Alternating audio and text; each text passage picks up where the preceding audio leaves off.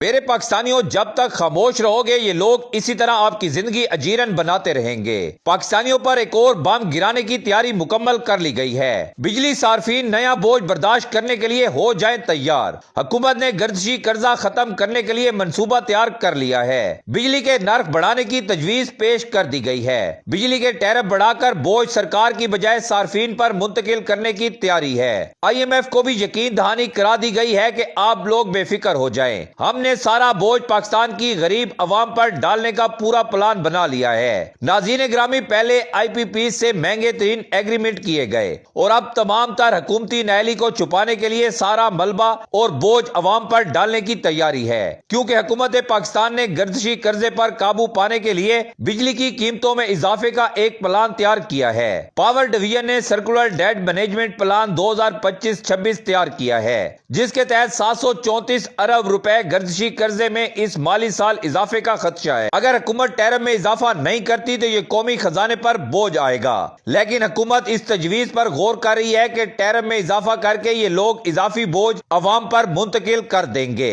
تو بجلی کی تقسیم کار کمپنیوں کو کہا گیا ہے کہ ایک واضح پلان تیار کریں، ریکوریز بہتر بنائیں، ساتھ ساتھ لائن لاسز میں بھی کمی کی جائے۔ اس کے لیے حکومت ہر لحاظ سے پالیسی سپورٹ کرے گی۔ IMF کو بھی آگاہ کر دیا گیا ہے کہ بجلی کی جو قیمت یا جو ٹیرف ہے اس میں اضافہ کیا جائے گا، اس میں ایڈجسٹمنٹ کی جائے گی اور تمام تر بوجھ پاکستان کی عوام پر ڈالا جائے گا۔ ناظرین گرامی، حکومت اس وقت صرف اسی موڈ میں دکھائی دیتی ہے کہ کس طرح عوام کی مشکلات میں اضافہ کرنا ہے، اور پتہ نہیں یہ پاکستانی عوام سے کس چیز کا بدلہ لے رہی ہے اور ہر روز پاکستان کے قرض میں اضافہ کرتی جا رہی ہے۔ اب IMF کو غریب عوام پر بوجھ ڈالنے کی یقین دہانی کرا دی گئی ہے تاکہ IMF سے مزید قرض لے کر کرپشن کی جائے اور پیسہ پاکستان سے باہر لے جا کر جائیدادیں بنائی جائیں۔ اور ایک بات IMF کی بھی سمجھ نہیں آتی کہ ایک طرف IMF انہی حکمرانوں کی 2 سال کی کرپشن جو کہ 5300 ارب روپے بنتی ہے اس کو عیاں کرتا ہے، اور دوسری جانب پھر ان کو قرض بھی دیتا ہے کہ آپ مزید کرپشن کریں۔ یہ ساری چیزیں پاکستانی قوم کی سمجھ سے باہر ہیں۔